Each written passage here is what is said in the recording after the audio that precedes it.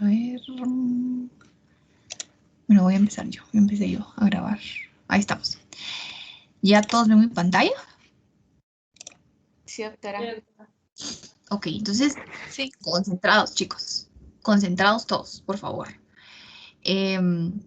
Tipos de músculo, ¿verdad? Tenemos el músculo esquelético, el músculo cardíaco, que se caracterizan porque ambos son estriados. Estas estriaciones, si ven, son estas linitas como de color oscuro, son o las tienen estos dos músculos porque sus filamentos de actina y miosina se organizan en forma de sarcómeros, ¿verdad? Y pues tenemos también el tejido muscular liso que se encuentra más que todo a nivel de órganos, ¿verdad? Y pues que no tiene esas estriaciones porque sus filamentos no se organizan en sarcómeros, ¿verdad? El músculo liso puede dividirse en músculo multiunitario y unitario. Multiunitario quiere decir que cada fibra o cada célula muscular puede funcionar como una sola. Si una se activa, todas las demás también se activan y se contraen, ¿verdad? Y el unitario quiere decir que cada fibra funciona como una sola, ¿verdad? Y cada una se va a contraer a diferente momento. Entonces, eso es algo pues importante e interesante que sepan del músculo liso. Hablando ya del músculo esquelético, recordemos que el músculo esquelético pues está inervado por una motoneurona de tipo inferior, ¿verdad? Recordemos que la motoneurona superior viene desde la corteza cerebral, hace sinapsis en la médula espinal con la motoneurona inferior y pues luego esta motoneurona inferior pues es la que provoca ya la transmisión de la liberación de la acetilcolina y a la acetilcolina pues se une a la fibra y ya se da la despolarización y la contracción.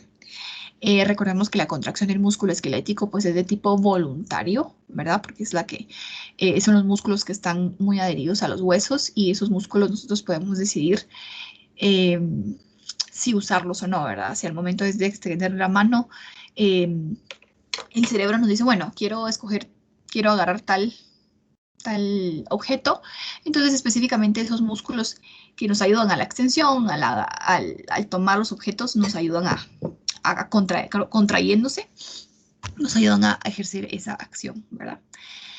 Otra cosa importante es que, como les digo, media vez sea el potencial de acción, sucede una contracción, ¿verdad? Y a ese ciclo se llama acoplamiento, excitación, contracción, porque habla de que luego de la despolarización de la fibra se da una contracción. Entonces, hablando de la estructura del músculo esquelético, vemos que el músculo esquelético pues siempre está adherido al hueso a través de un tendón, ¿sí? El músculo pues está lleno de fascículos y los fascículos pues están conformados por fibras musculares, ¿verdad? Entonces, aquí pues vemos un fascículo, ¿verdad? Compuesto por varias fibras musculares y vemos pues que están los miocitos, ¿verdad? Aquí. Y pues aquí está el famoso sarcómero, ¿verdad? Que es lo que le da la característica de estriación a este músculo esquelético y también al músculo cardíaco, perdón. Y pues aquí vemos una estructura importante que es el retículo sarcoplásmico. ¿Quién me dice cuál es la función del retículo sarcoplásmico? Almacenar calcio. Exacto. Entonces el retículo sarcoplásmico es el que almacena calcio en la célula muscular, ¿verdad? En el miocito. Y esto amarillo que vemos aquí, ¿qué es?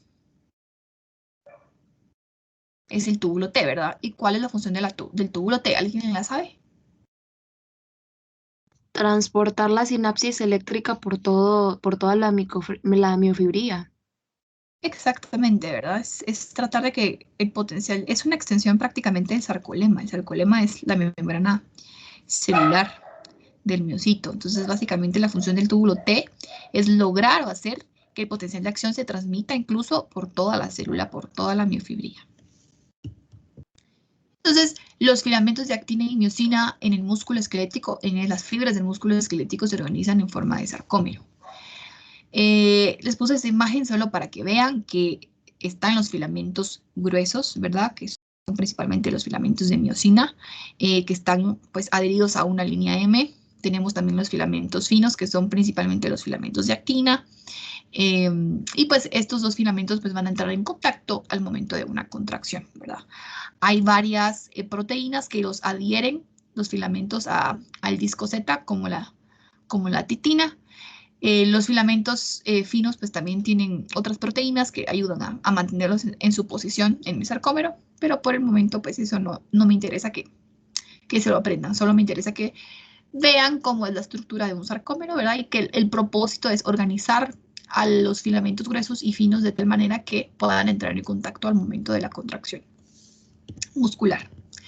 Entonces aquí tenemos pues una célula muscular, ¿verdad? Vemos que esta es la membrana celular o el sarcolemma y vemos que en medio entre cada célula hay un túbulo T, ¿verdad? Que básicamente es una invaginación, una continuación del sarcolemma y que su propósito es hacer que el potencial de acción se distribuya hacia toda la célula, ¿verdad? Aquí tenemos el retículo sarcoplásmico, que es el que almacena el calcio, y aquí pues está el sarcómero, ¿verdad? Las fibras gruesas y los filamentos finos. Entonces, pues vamos a empezar con el caso clínico. Aquí tenemos pues una paciente femenina de 59 años, originaria de la ciudad de Guatemala, ama de casa y soltera. Motivo de consulta, orina oscura de 5 días de evolución. En la historia de la enfermedad actual, la paciente refiere que hace un mes fue diagnosticada con esquizofrenia, por lo que le recetaron haloperidol. Ok, entonces, Kimberly Mota, Sí, doctora. ¿qué encontraste tú que era esquizofrenia? Pues tengo que esquizofrenia es una enfermedad mental que se caracteriza porque hay alteraciones en la personalidad y las personas pueden tener alucinaciones. Ok, exactamente, gracias. Ana Sofía Letona. Hola, buenos días. Hola, buenos días. ¿Qué encontraste que era el haloperidol?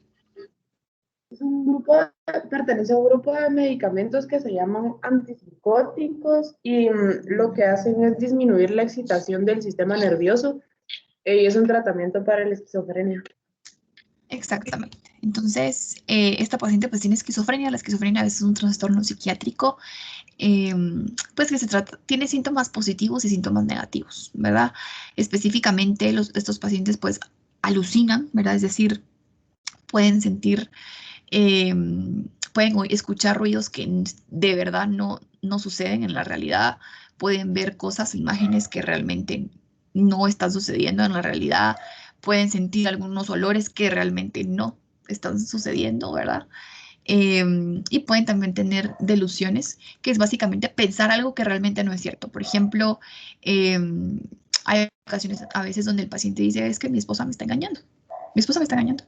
Y me está engañando y me está engañando con un hombre.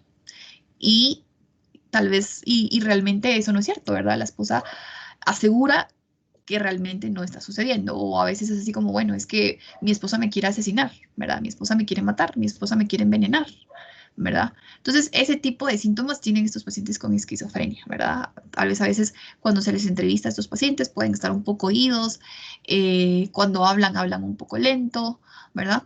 Entonces, esos son los típicos pacientes con esquizofrenia. Generalmente se da un aumento de la dopamina, entonces se utilizan estos medicamentos antipsicóticos como el haloperidol que bloquean los receptores de dopamina, ¿verdad? Entonces, el haloperidol es un tratamiento para la esquizofrenia y es un antagonista y bloquea los receptores de dopamina. Entonces, esta paciente pues tiene esquizofrenia tratada con haloperidol. 2 semanas después inicia con debilidad generalizada, dolor muscular severo y parestesias en miembros superiores e inferiores. Parestesias son esos típicos hormigueos que muchas veces uno siente, ¿verdad? Cuando se le duerme a uno la extremidad o algún músculo. Y pues luego la paciente pues nota que su coloración de la orina se torna de color oscura, ¿verdad? Entonces, tenemos una paciente con orina de color oscuro, paciente femenina de 59 años, esquizofrénica, tratamiento con haloperidol y con síntomas musculares, debilidad, dolor y parestesias. Al examen físico, ¿verdad? Tenemos los signos vitales de esta paciente. Tiene una frecuencia cardíaca en 78, está normal, lo normal es 60-100. La presión arterial está en 150-80, está un poco alta la sistólica, lo normal debería ser 120, ¿verdad? La diastólica está normal, que es 80. Frecuencia respiratoria está en 22, lo normal debería estar más o menos de 12 a 20.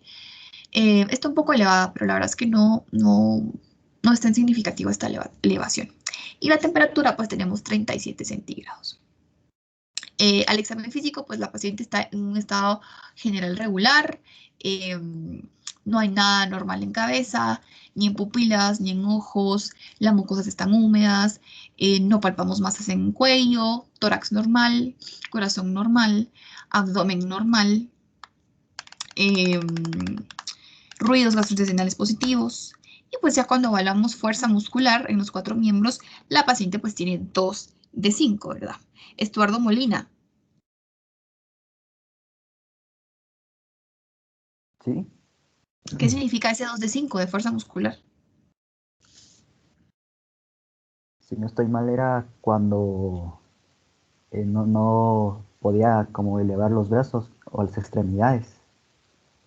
Ok, y me preguntaba aquí, ¿puede realizar algún tipo de movimiento?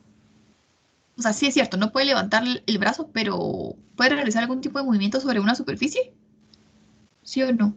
Yo creo que ahí ya no puede, o muy poco. Exactamente. Exactamente. Em, no, sí puede hacerlo, sí puede tener movimientos, pero no vence la gravedad, ¿verdad? Como tú dijiste, no puede levantarlo. Recuérdense que el grado 0 es que el brazo está totalmente inmóvil sobre una superficie, no lo puede mover, no lo puede levantar. El grado 1 es que tiene vestigios de movimientos, ¿sí? Se van a ver pequeñas contracciones a nivel muscular. Y el grado 2 es que pues sí tiene ciertos movimientos, puede mover los dedos, puede mover la mano, puede mover el brazo, pero sin embargo no vence la gravedad, entonces no puede levantarlo. Entonces siempre pues apréndanse esa escala, porque como les digo, en el examen solo les voy a poner así, 2 de 5, 3 de 5, 4 de 5, ¿verdad? Ustedes ya tienen pues que saber.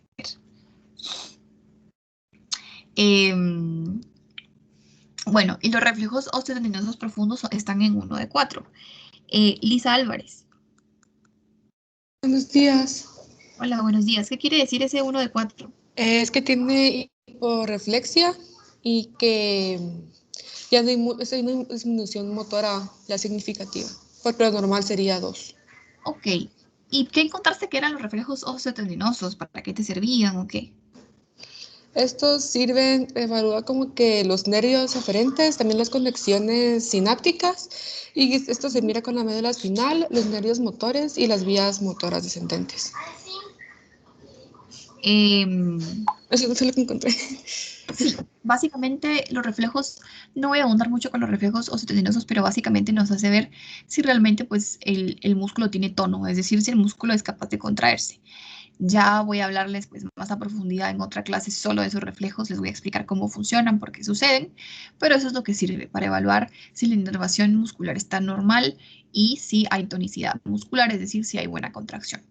La escala va de 0 a 4, 0 es arreflexia, 1 es hiporreflexia, 2 es normoreflexia, 3 es hiperreflexia, es decir, hay una respuesta más exagerada de lo normal, y clonus es que la respuesta es demasiado exagerada, ¿verdad?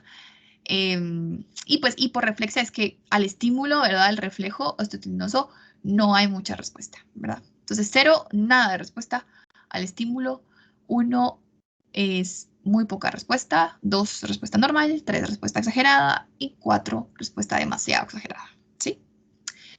Entonces en los exámenes de laboratorio tenemos la hemoglobina, ¿sí? Que está en 12.2, lo normal es más o menos de 13 a 16 por ahí. Está un poco baja, pero no es demasiado significativo. El hematocrito, lo normal es más o menos de 33 a 44%. Está relativamente normal. Las plaquetas están en 326.000, lo normal es de 150 a 500.000. Los leucocitos, lo normal es de 10.000, perdón, de 5 a 10.000, 4 a 11.000.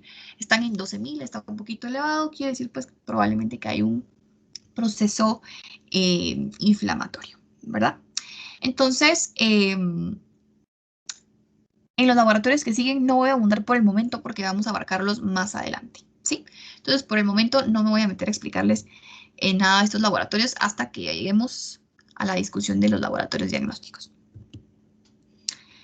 Entonces, como tenemos una paciente que tiene debilidad muscular, ¿verdad? Tiene hiporreflexia, Entonces vamos a empezar a hablar sobre las características y las proteínas, filamentos finos, filamentos gruesos del músculo esquelético, ¿verdad? Entonces, Bárbara Cobos, Sí, ¿me podrías decir una proteína y su función o una característica de esa proteína que forma parte de los filamentos finos? sí, la actina G, que se polimeriza para formar actina F, que la actina F tiene sitio de unión a la miosina, perdón. Ok, exactamente. Lourdes Amayoa. Buenos días, sí. Hola, buenos días. ¿Me podrías decir las otras dos proteínas? ¿Cuáles son las otras dos proteínas del filamento fino? Sí. Está la tropomiosina, que esta pues va a discurrir en todo el surco del filamento de la actina, y esta va a cubrir el sitio de unión, evitando que haya pues la interacción de actina-miosina. Entonces va a inhibir esta interacción. Luego está la troponina, que va a ser este complejo de proteínas globulares que a lo largo de los filamentos de la que se van a encontrar a lo largo de los filamentos de la tropomiosina. Y hay tres tipos de troponina, digamos, está el troponina T, que es que una era troponina o la tropomiosina, la troponina I de inhibición, que inhibe la interacción de actina-miosina, y la troponina C, que va a iniciar la contracción por fijación del calcio. Exactamente. Entonces está la actina, la tropomiosina y la troponina, que son las proteínas más importantes del filamento fino, ¿verdad? La actina, pues básicamente, pues tiene una forma globular y su característica es que tiene sitios de unión a la miosina. Tenemos la tropomiosina, que es básicamente que rodea a la actina, ¿verdad? Y se encarga de bloquear el sitio de unión a la miosina, ¿verdad? Que se encuentra siempre en la actina. Y tenemos la troponina, que hay tres tipos, como ya su compañera lo dijo, la troponina T, que es la que une el complejo troponina a la tropomiosina, la I, que es la que inhibe junto con la tropomiosina el sitio de unión a la miosina, y la C, que es el sitio donde el calcio se une a la troponina para empezar pues, el proceso de contracción. Entonces vamos a hablar ahora sobre las proteínas de los filamentos gruesos. Débora Palacios, decime cuál es la principal proteína del filamento grueso y qué características tiene. Aquí, ¿me escuchan? ¿Sí?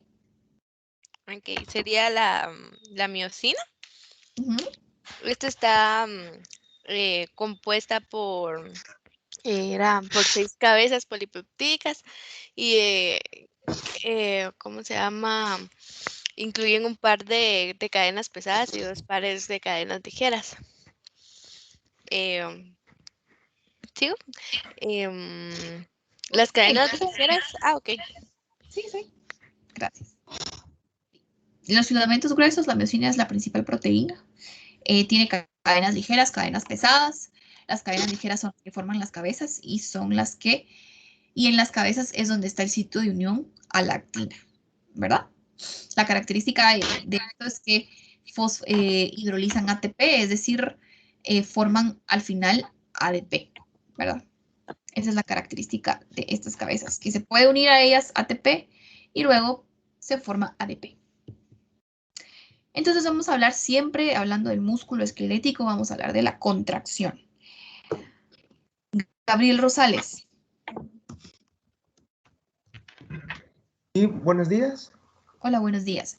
¿Me podrías explicar en tus palabras cómo se da el ciclo de contracción a nivel del músculo esquelético, por favor? Sí, muy bien. Entonces, el primer paso, ¿verdad? Es que llega una despolarización desde una motoneurona, ¿verdad? Como vimos la semana pasada, por la liberación de acetilcolina y todo eso.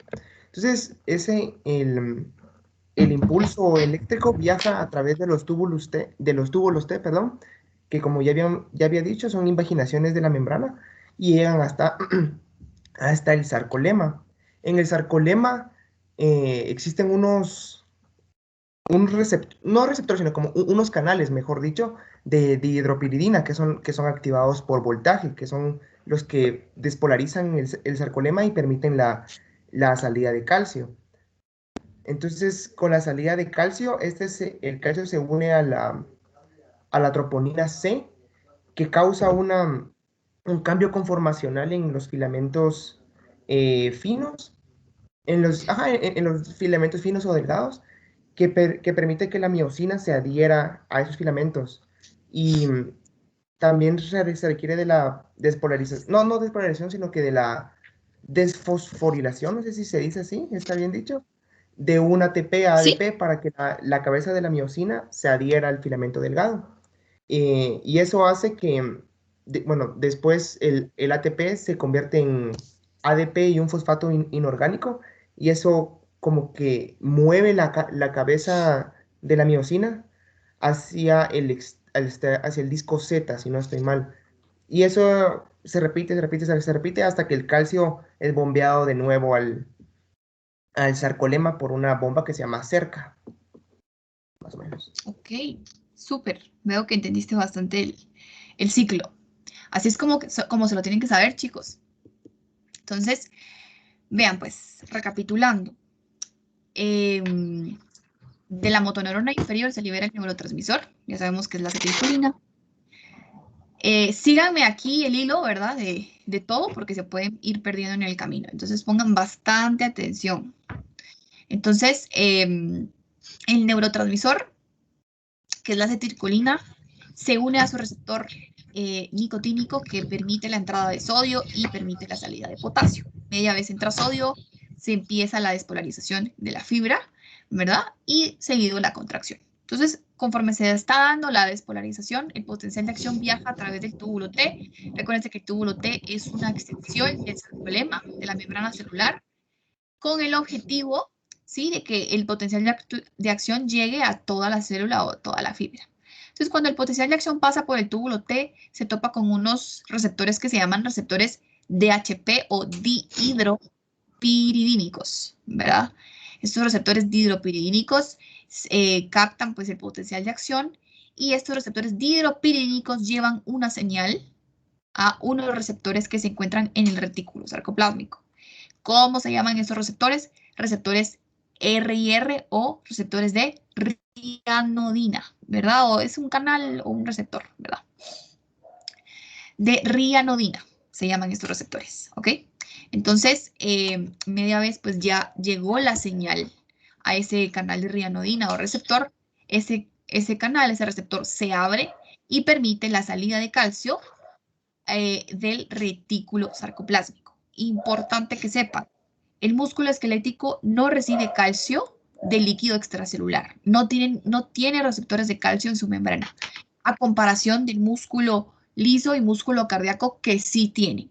El músculo esquelético solo recibe calcio principalmente del retículo sarcoplásmico, ¿ok? Entonces, ya el calcio, cuando esté en el líquido o en el citoplasma, perdón, el calcio se va a unir a la troponina C, ¿verdad?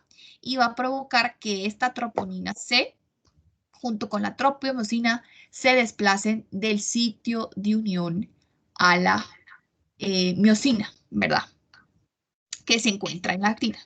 Entonces, ya el calcio unido y ya el sitio de unión a la miosina libre viene la cabeza de la miosina y ya puede unirse pues a el sitio de unión a la de la actina, ¿verdad?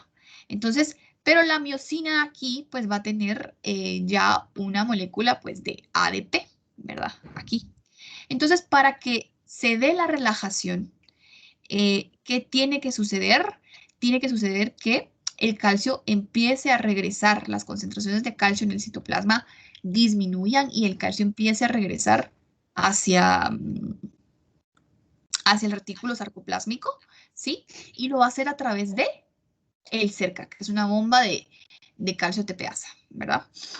Que ya vamos a ver bien su función. Entonces, ya cuando los niveles de calcio en el citoplasma van bajando, viene esta cabeza de miosina, ¿verdad? Y se pierde el ADP, ¿verdad? Se pierde el ADP, se libera, y luego viene una molécula de ATP que se vuelve a unir a la cabeza de miosina para que ella pueda desplegarse del sitio de unión a la actina. Y así es como se relaja el músculo, ¿ok? ¿Dudas con este proceso? Yo tengo duda, pero de la función de la calmodulina, creo yo que se llama en Es, este proceso. eso es músculo liso, ¿sí? Eso lo vamos a ver ahorita. Doctora, o Ah. sea, es que me perdí un poquito al final. Ujú. Dice, o sea, usted dijo que cuando ya la cabeza de la miosina se unía con la actina, Ujú. ya tenía una molécula de ADP. Sí, Y me sí. perdí qué pasa después de eso. Dijo que el calcio se La molécula de regresaba. ADP, siempre la molécula de ADP se libera, ¿verdad? Se libera, ¿sí? Entonces, durante la contracción se libera la molécula de ADP. Entonces, el calcio intracelular tiene que empezar a disminuir, ¿sí? Para que se dé la relajación. Entonces, eso lo hace a través del cerca, ¿verdad? Que regresa el calcio hacia el retículo sarcoplásmico. Y ya con eso luego viene una molécula de ATP que se une a la cabeza de miosina y ya la cabeza de miosina pues ya puede quitarse ese. ¿No? ¿Sí? Sí, ya mejor. Ya. Gracias, doctora. Ok. Entonces, ¿cómo se regula el calcio citosólico en el miocito? Pues se regula a través del cerca, que es la bomba calcio ATPasa, ¿verdad? Esta bomba calcio ATPasa está en el retículo sarcoplásmico y lo que hace es meter el calcio de nuevo al retículo sarcoplásmico para que se dé la relajación. Importante, en el músculo esquelético este cerca o esta bomba calcio ATPasa es demasiado funcional. En el músculo cardíaco la funcionalidad es intermedia, pero en el músculo liso es una calcio ATPasa que funciona, pero no tanto, ¿verdad? Su función está un poco disminuida, ¿verdad? No es tan eficiente como la calcio ATPasa del músculo esquelético, ¿ok? Eso lo tienen que tener un poco claro y presente. ¿Dudas hasta el momento?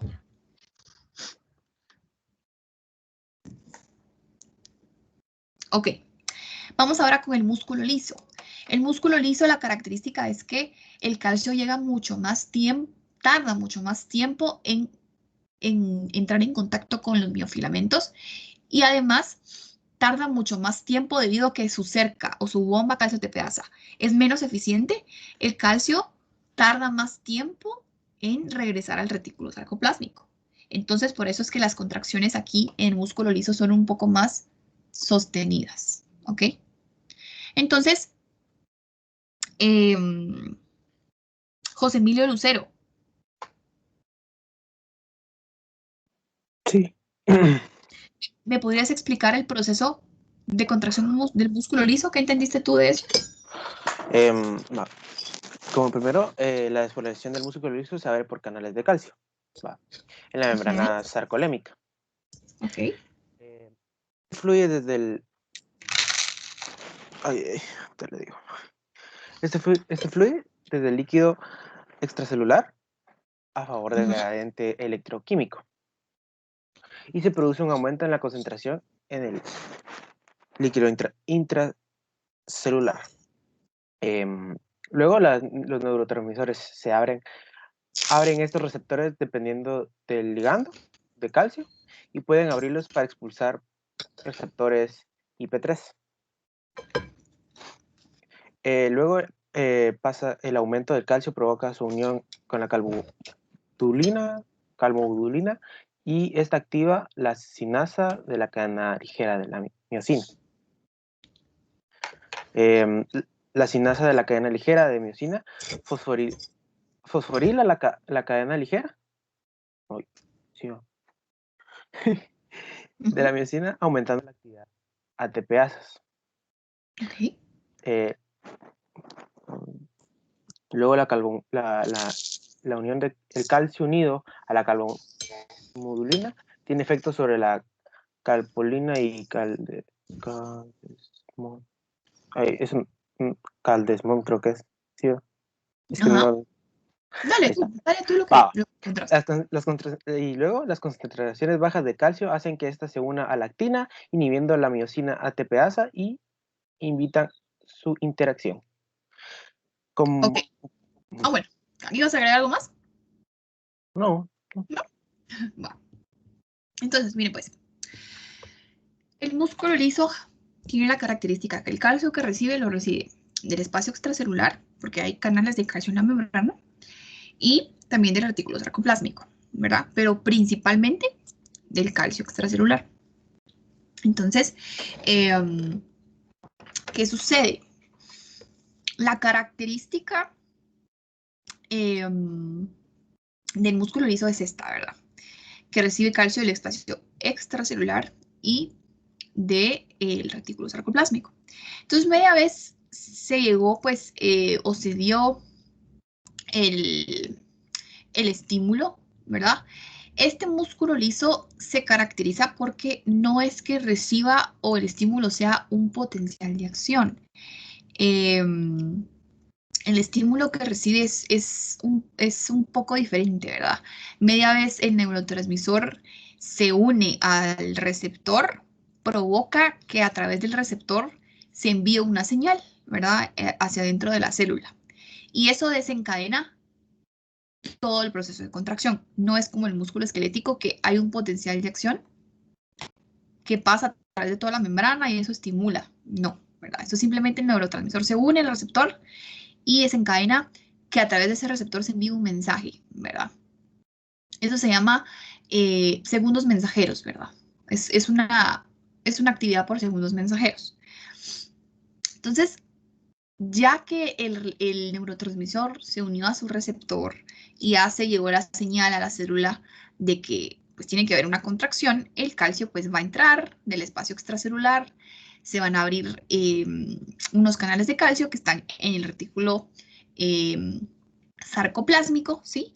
El calcio adentro, ¿sí? Se une a la calmodulina y forman este complejo, ¿verdad? Este complejo de calmodulina unido a calcio activan una enzima que se llama sinasa o quinasa de cadena ligera de miosina, MLSK. Esta sinasa de cadena ligera de miosina tiene la capacidad, pues, de que va a venir y va a fosforilar, ¿sí? Las cabezas de la miosina. ¿Para qué? Para activarla. Entonces, ya fosforilada esta miosina, ya está activada. Entonces, que es activa la miosina ATPasa. Entonces, ya esta miosina ya puede unirse con la actina y desencadenar una contracción, ¿sí? ¿Dudas con el proceso de contracción del músculo liso?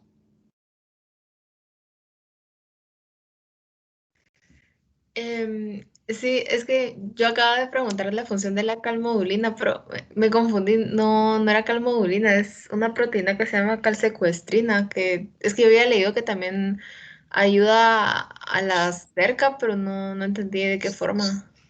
Mira, te soy sincera, esta calsecuestrina pues no es como que tan significativa, ¿verdad? Porque para secuestrar el calcio nuevo al retículo sarcoplásmico utilizas principalmente la calcio ATPasa. Entonces no te preocupes por eso, ¿oíste? Va, gracias. Entonces, esta es la contracción del músculo liso. ¿Cómo se da la relajación? Para la relajación, pues la calcio ATPasa vuelve a meter el calcio a través del retículo y pues también al calcio que regresa al espacio extracelular, ¿verdad? Entonces esa unión entre calcio y calmodulina disminuye. Entonces, pues esa disminución de ese complejo calcio-calmodulina va a activar a una enzima que se llama miosina fosfatasa. Y esa miosina fosfatasa va a ser la que va a desfosforilar, quitarle el fósforo a la miosina. Y ya sin el fósforo, la miosina ya es una cadena inactiva. Entonces ya no puede unirse a la actina. Y eso provoca la relajación muscular. ¿Sí? Del músculo liso, claro. ¿Quedó claro esto? Doctora, Sí. solo como para recordar, entonces, la enzima que va a actuar en la relajación va a ser la miosina fosfatasa y la enzima que va a actuar en la contracción va a ser la MLSK, ¿verdad? Sí, sinasa de cadena ligera de miosina. Sinasa Perdón. o quinasa también. Ah, ok. Puede decirse Gracias. sinasa o quinasa. Ok. Como les digo, este procedimiento estos procesos que les acabo de explicar es muy poco probable que se les quede ahorita todo. Entonces, consejo, no se aturdan. traten pues de haber entendido lo mayor posible para que más adelante vuelvan a ver la grabación y pues cualquier cosa me pregunten. Entonces, Andrea Escobar. Buenos días. Buenos días. ¿Me puedes decir dos diferencias entre el músculo esquelético y el músculo liso? Sí, el músculo esquelético va a ser estriado y va... Ay, perdón, es que hay algo aquí molestándome. Y el voluntario es el movimiento voluntario y el liso va a ser involuntario. Ok. Florilet Cifuentes. Buenos días. Hola, buenos días. ¿Me podrías decir otras dos diferencias, por favor?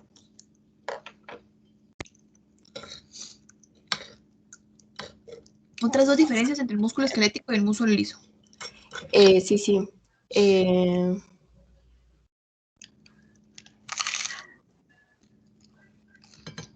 Tal vez que el músculo cardíaco se encuentra solo en el corazón y las fibras musculares se contraen todas juntas. Ajá. ¿Qué más?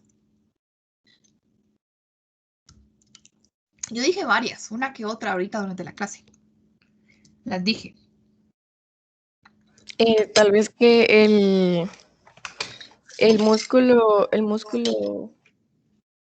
liso no necesita un potencial de acción. Ok. Bueno. Sí, esa es una diferencia. Hay un montón. Las principales es que el esquelético y el cardíaco son estriados, el liso no. El esquelético y el cardíaco se organizan en sarcómeros, el liso no, ¿verdad? Otra diferencia es que el esquelético carece de unas uniones características que se llaman uniones gap entre las células. El cardíaco y el liso sí tienen esas uniones gap características entre fibras o entre células. Otra diferencia es que en el esquelético y en el cardíaco el calcio se une a la troponina y en el liso es que el calcio se une a la calmodulina. Otra diferencia es que el esquelético tiene una alta actividad de la calcio-ATPasa o del cerca. El cardíaco tiene una actividad intermedia de esa calcio-ATPasa y el liso pues tiene una baja actividad de esa calcio-ATPasa. Por eso es que la contracción es mucho más sostenida y es un músculo lento.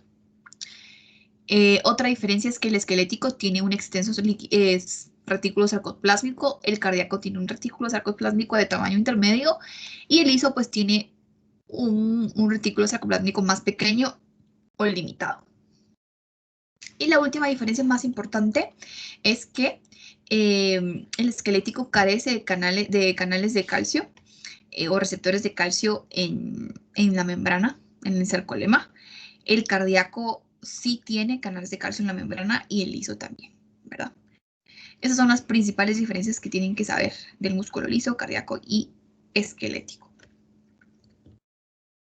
Entonces vamos a hablar ahora pues de rabdomiólisis. María Alejandra Donis. Buenos días, doctora. Hola, buenos días. ¿Me podrías decir o qué encontraste tú que era rabdomiólisis y dime dos causas? Sí, este síndrome básicamente está causado por la degeneración y destrucción de fibras musculares. Esto también hace que los componentes de estas fibras pasen al torrente sanguíneo. Concretamente, las dos proteínas que vamos a ver que se filtran es la mioglobina y enzimas como la CPK, LDH o la COT. Estas concentraciones en altos volúmenes, no me acuerdo cuál es la palabra correcta, resultan tóxicas para el riñón. Ok. Gracias. Y María Lucía Granados. Sí, aquí estoy. Decime qué causas encontraste de rabdomiólisis. Bueno, encontré las causas más comunes que serían por ejercicio, lesión por aplastamiento, quemaduras y consumo de drogas. Ok.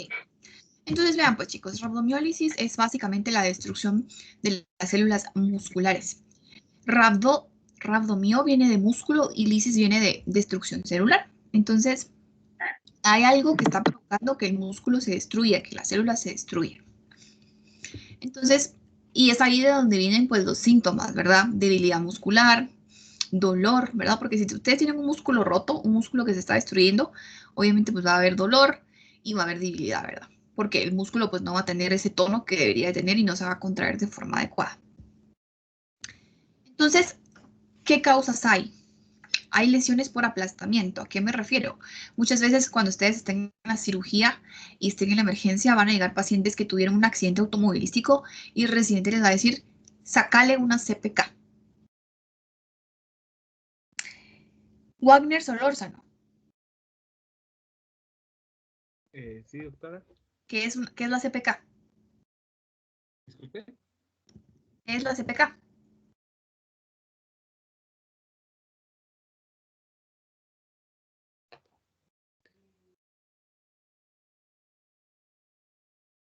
¿Wagner? Es la creatina fosfoquinasa. Ajá, ¿y qué quiere decir eso? ¿Qué quiere decir? Por ejemplo, nuestra paciente tenía esta CPK elevada, ¿verdad? Estaba elevada. ¿Qué quiere decir esa elevación de CPK o por qué va a estar elevada?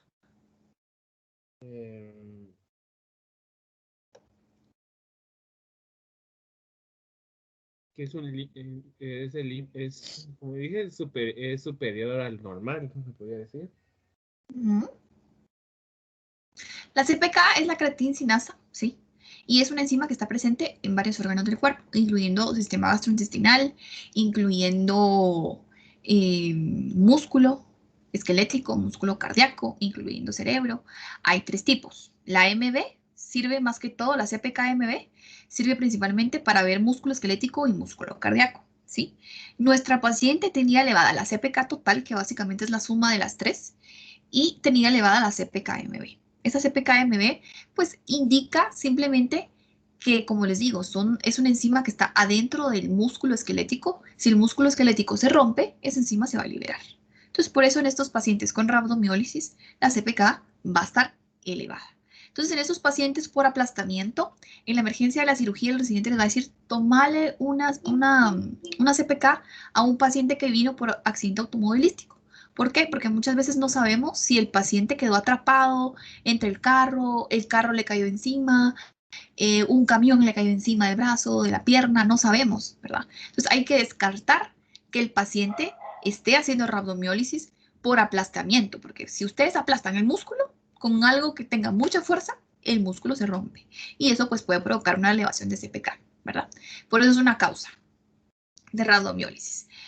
Otra causa son también las quemaduras, ¿verdad? Las quemaduras, hay varios tipos de quemaduras. Están las quemaduras que solo abarcan la epidermis, las quemaduras que abarcan la dermis y las quemaduras que abarcan ya todo, incluso músculo. Y recuérdense que básicamente la quemadura por fuego o yo qué sé, destruye lo que va tocando, ¿verdad? Entonces, si abarca músculo, lo va a destruir, ¿verdad? Entonces, por eso es una causa de rabdomiólisis. Otra cosa también es la actividad física y ejercicio excesivo o demasiado extenuante. Otra causa pues también es el síndrome neuroléptico maligno. El síndrome neuroléptico maligno es un síndrome que provoca síntomas simpático-miméticos, es decir, presión alta, frecuencia cardíaca elevada, y además va a provocar rabdomiólisis y es causada principalmente por medicamentos antipsicóticos, inhibidores de dopamina. ¿Como cuál? Como haloperidol.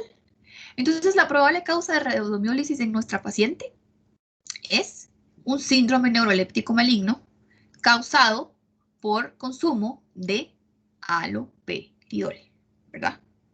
Y recuerde que también esta paciente pues también estaba hipertensa, tenía 150/80 de presión, ¿verdad? Entonces probablemente por las mismas características de este síndrome neuroléptico maligno que tiene síntomas del sistema simpático y tiene rhabdomiólisis, ¿verdad?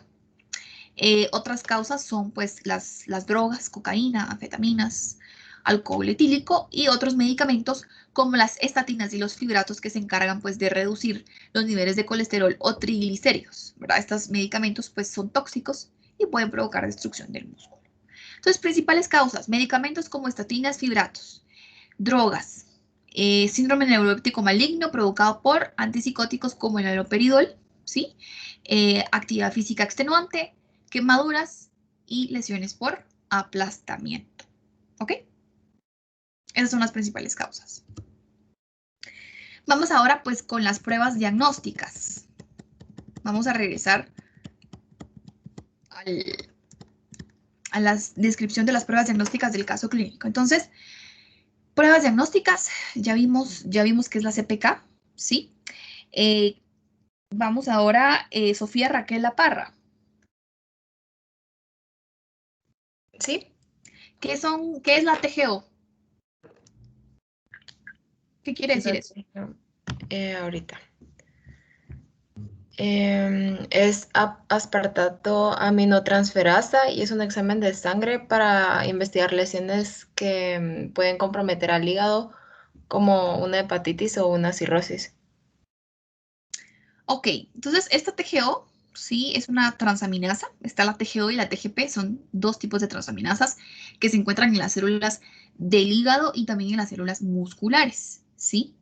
Del músculo esquelético. Entonces, si están elevadas y la paciente tiene historia de debilidad muscular y tiene historia de parestesias y tiene historia de hiporreflexia, tiene historia de que tomó un medicamento que puede provocar rhabdomiólisis, esta TGO pues sabemos que está elevada porque lo normal no debería de subir más allá de 50 o de 40, esta TGO. Entonces está bastante elevada. Entonces, si sabemos que la paciente tiene una historia de rhabdomiólisis, obviamente la elevación de esta transaminasa no va a ser por una falla hepática, ¿verdad? Va a ser por un daño a nivel muscular principalmente. Y pues la LDH también es otra enzima que se encuentra en las células del músculo y en otros órganos, que si el músculo se rompe, se libera, ¿verdad? Entonces, por eso también va a estar elevada esta LDH, ¿verdad? Más o menos los valores normales de esta LDH no deberían de pasar más allá de 280, ¿verdad? Y miren cómo está aquí elevada, en 2853, ¿verdad? Más allá de 200 no debería estar elevada esta LDH. Entonces, todas las enzimas CPK, LDH y TGO que se elevan en la rhabdomiólisis es porque están adentro de la célula muscular y cuando la célula muscular se destruye, se libera, ¿sí? Así de simple. Vamos a ver, pues, Entonces, estas tres pruebas son las principales diagnósticas, ¿verdad? Las TGO, LDH y CPK. Además del examen físico, además de la historia clínica que también aporta, ¿verdad? Otra cosa o otro hallazgo importante, pues, de alguna complicación de la rhabdomiólisis es la falla renal, ¿verdad? La rhabdomiólisis me puede causar al final una falla renal. Ya vamos a ver por qué. Entonces, ¿cómo lo vemos? Vamos a ver el BUN, que está en 27, que no debería de subir más de 20. Creatinina, que está en 3, que no debería de subir más de 1, ¿verdad? Entonces, están elevadas ambas pruebas de función renal. Esto quiere decir, pues, que el paciente tiene una falla renal. Ya vamos a ver por qué, ¿verdad? Estas pruebas de función renal solo son como pruebas de seguimiento para ver si el paciente no desarrolló como complicación una lesión renal. Ahora, otra cosa que también se le puede realizar al paciente con rhabdomiólisis es pues una tira de orina para ver si el paciente pues ya está teniendo falla renal por la misma rhabdomiólisis y eso pues lo hacemos viendo la cantidad de proteínas. La tira de orina es una tirita que tiene varios cuadritos de color que cuando ustedes le colocan orina encima cambia de color y ustedes pues ya miden esos cambios de coloración con una guía en específico, ¿verdad? Entonces, el hecho de que, por ejemplo, si hay 3 cruces, quiere decir que hay mucha cantidad de cierta molécula en la orina. Si hay una cruz, quiere decir que hay un poca cantidad. Entonces, en la tira de orina de esta paciente, nos salieron que tiene 3 cruces de proteína, es decir, que tiene mucha cantidad de proteínas. Y las proteínas elevadas en orina son indicativas también de falla renal, ¿sí? Por eso es que esta paciente pues tiene elevadas esas proteínas. Y esto pues concuerda con nuestras pruebas de Boone y creatinina, que también indican falla renal. Ahora vamos con la hemoglobina. Salen 3 cruces también de hemoglobina. Entonces pensamos, bueno, la hemoglobina está en el eritrocito, ¿verdad? Y el eritrocito está en la sangre. Y la paciente tiene una orina de color oscuro, marrón. ¿Será que la paciente está perdiendo pérdida de sangre a través de la orina? No. En estos pacientes con rhabdomiólisis, el color de la orina no es por pérdida de eritrocitos a través de ella. Es por la misma mioglobina, ¿sí? El músculo al romperse, ¿sí? También libera mioglobina, que es básicamente una molécula que transporta oxígeno en el músculo. Tiene la misma estructura que la hemoglobina y la misma función, solo que la hemoglobina es en la sangre y la mioglobina está en el músculo. Entonces, si yo tengo mucha elevación de mioglobina, esta tira de orina, como la mioglobina es igual a la hemoglobina, va a detectar esa mioglobina en la tira de orina como hemoglobina, porque la estructura es muy similar. Entonces, en estos pacientes con rhabdomiólisis, la hemoglobina 3 cruces no indica que haya sangrado. Indica simplemente que hay exceso de mioglobina, ¿verdad? Porque la hemoglobina tiene una estructura muy similar a la hemoglobina. Entonces la tira la marca como hemoglobina. ¿Quedó claro eso? Sí, doctora. ¿Sí? Ok. Espérenme, solo voy a poner el cargador a mi compu.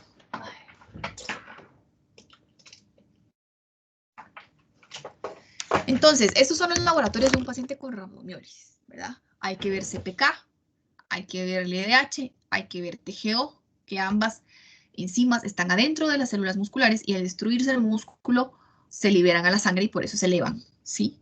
Hay que evaluar también pruebas de función renal porque la rhabdomiólisis me puede dar como complicación falla renal. Hay que hacerle una tira de orina a la paciente porque para ver si no hay proteínas que me pueden ayudar a ver si el paciente desarrolló falla renal o no. Y también, pues, podemos ver la hemoglobina que simplemente me va a reflejar que la paciente pues tiene mioglobina elevada por la estructura similar que tiene con la hemoglobina. ¿Ok? ¿Dudas con esto hasta ahorita? Solo una, doctora, disculpe. Como ahí en el hallazgo es, o sea, lo que dice la tira es hemoglobina. O sea, ¿uno ya asume que es mioglobina o siempre se tiene que hacer un diferencial o algo así? Fíjate que tú te vas a basar en la historia de tu paciente, ¿verdad?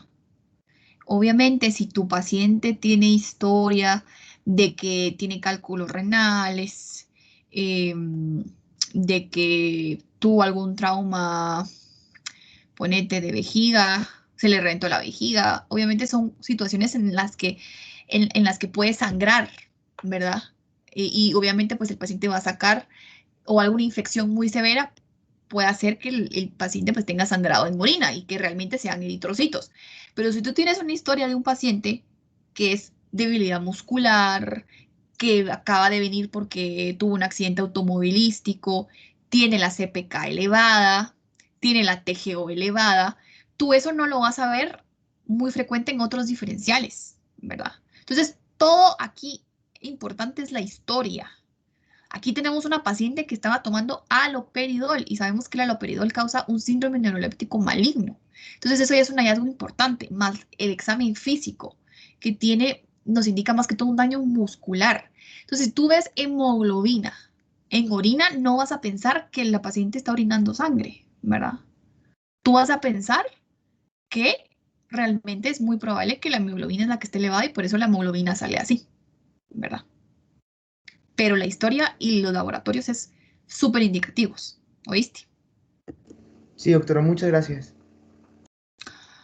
Ok, entonces, ¿cuál es la complicación de esta rhabdomiólisis? Es la falla renal. ¿Por qué? Por la mioglobina. La mioglobina es tóxica, ¿sí? Para el riñón.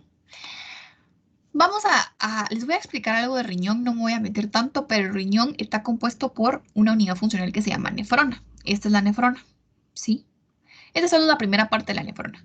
La nefrona recibe flujo sanguíneo a través de unos capilares que se llaman capilares glomerulares. Y esos capilares glomerulares tienen una membrana que filtran. Por eso se dice que el riñón es un filtro, porque esta membrana del capilar glomerular filtra ciertas moléculas y las lleva hacia los túbulos de la nefrona, porque la nefrona tiene varios túbulos. Este es el túbulo proximal y luego siguen otros túbulos. Y aquí es donde se va formando la orina. Entonces, todo inicia con filtración de ciertas moléculas, ¿verdad?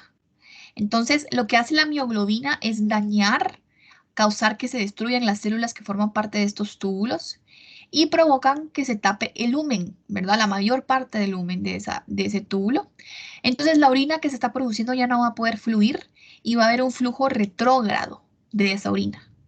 Y obviamente, pues si hay un flujo retrógrado de esa orina constante, al final este glomérulo se daña porque no va, el flujo debería ir más anterógrado, ¿verdad? Es decir, pues a partir de los capilares glomerulares hacia abajo, ¿verdad? Pero aquí va a ser un flujo urinario retrógrado porque la mioglobina destruye estas células que están aquí y causa un bloqueo del túbulo, ¿verdad? Sí puede pasar una pequeña cantidad de orina aquí, pero no va a ser la suficiente, ¿verdad? Va a ser muy poca comparado a lo normal de un paciente. Entonces, eso es lo que provoca la mioglobina, una falla renal al final, ¿verdad? Porque provoca un bloqueo por los desechos de las células que se mueren, ¿verdad? Se regresa a la orina por donde es filtrada y esto pues provoca un daño, ¿verdad? Ya no funcionan normalmente estos glomérulos, ya no hay un filtrado adecuado y pues el paciente pues tiene falla renal y obviamente no va a estar orinando lo que debería. Y además esta mioglobina también puede formar cálculos renales, ¿verdad? Y al final pues también provoca una obstrucción y una obstrucción ya muy severa pues también me puede llegar a provocar una falla renal, dependiendo de dónde sea, ¿ok? ¿Dudas con esto?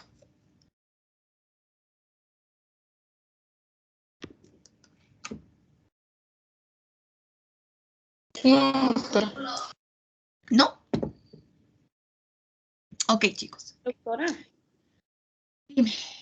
perdón, es que a mí aún no me queda completamente claro si el color marrón sí se debe a la mioglobina, pero no significa que sea sangre, o cómo es. Exactamente. Ah, ok. Exactamente, así como tú lo dijiste. El color marrón nos hace pensar sangre, fijo. Pero por la clínica de la paciente, ya sabemos que es una probable rhabdomiólisis, ¿verdad? Y la hemoglobina también torna la orina de un color oscuro, ¿verdad? Entonces, en rhabdomiólisis el color de la orina no quiere decir que haya sangre, es por la mioglobina. Ah, ok, Pero en la gracias. tira de orina te va a salir que lo que es hemoglobina. Entonces uno dice, ay, entonces si es hemoglobina es eritrocitos, entonces si es sangre. No, como la mioglobina tiene una estructura muy similar a la hemoglobina, la tira de orina la capta como hemoglobina, ¿verdad? Ah, ok, gracias.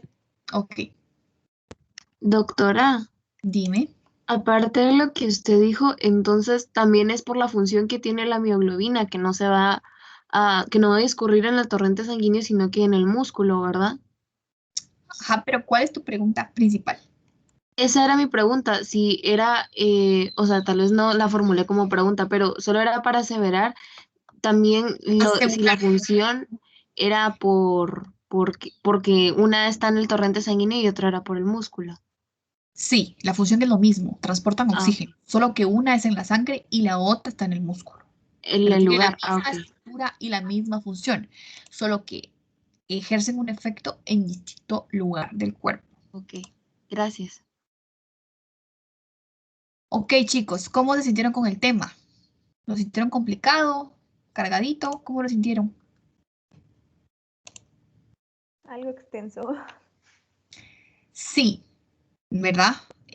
Por eso les digo, consejo, vayan de nuevo a revisar la clase grabada y hagan sus apuntes de nuevo, vean la clase a conciencia y si no entienden algo de nuevo, me lo preguntan, ¿verdad? Porque esos temas, como les digo, no son tan fáciles a la primera. Yo no les voy a mentir, a mí esos temas no se me quedaron fácilmente y no los entendí fácilmente, pero eso solo se entiende bien viéndolo a fondo y estudiándolo como se debe, ¿verdad? Si ustedes lo estudian solo así por así, no se les va a quedar y no lo van a entender. Entonces lo importante es que lo entiendan, ¿ok? Entonces vamos a revisar rapidito el examen corto, ¿sí? Solo les voy a compartir mi pantalla. ¿Ya ven toda mi pantalla? Sí, Sí, doctora. doctora. Sí, doctora. Entonces, pregunta 1. Mencione lo correcto respecto a la transmisión neuromuscular. Es decir, ¿cuál de estos enunciados es falso? A. La acetiltransferasa es la enzima encargada de sintetizar la acetilcolina. Esto es verdadero, pero no es la respuesta que quiero que pongan.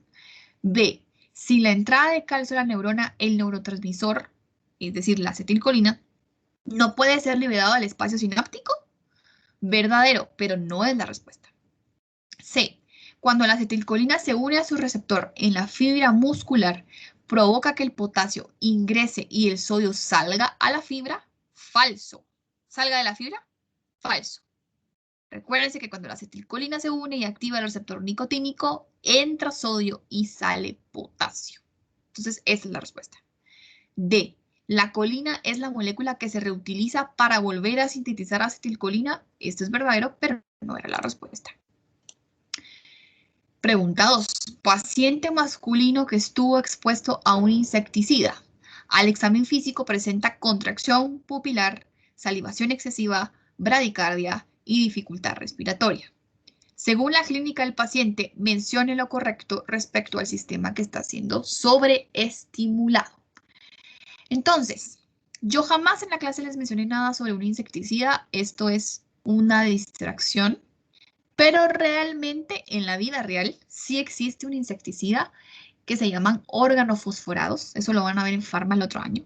Y los organofosforados tienen la característica que van a provocar una activación del sistema nervioso parasimpático. Entonces se dan cuenta aquí, los síntomas son miosis, salivación excesiva, bradicardia y broncoconstricción, contracción bronquial. Y esos son síntomas típicos de el sistema parasimpático. Entonces, ustedes lo que tenían que hacer es ver bien estos síntomas para ver qué eran manifestaciones del sistema simpático, del sistema parasimpático, ¿sí?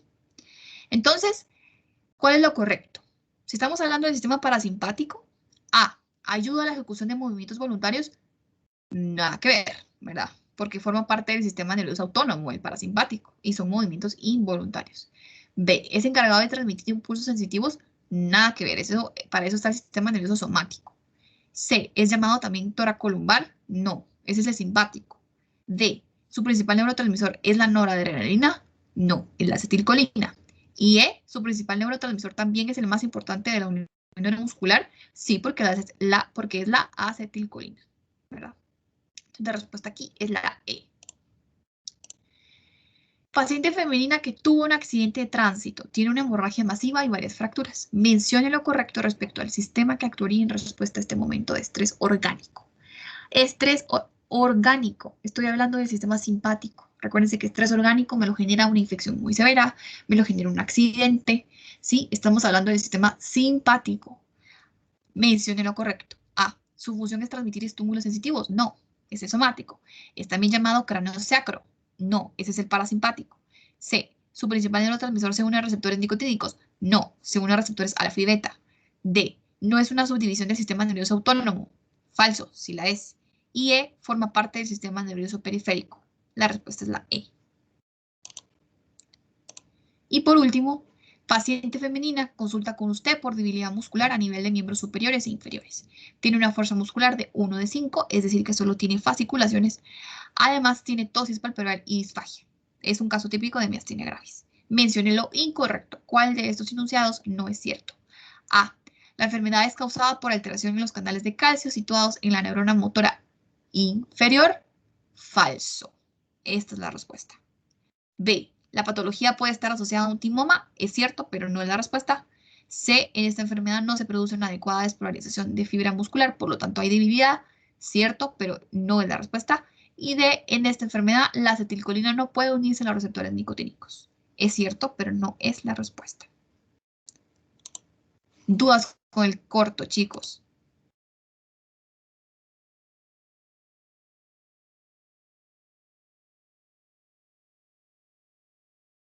Creo que no, doctora. ¿No?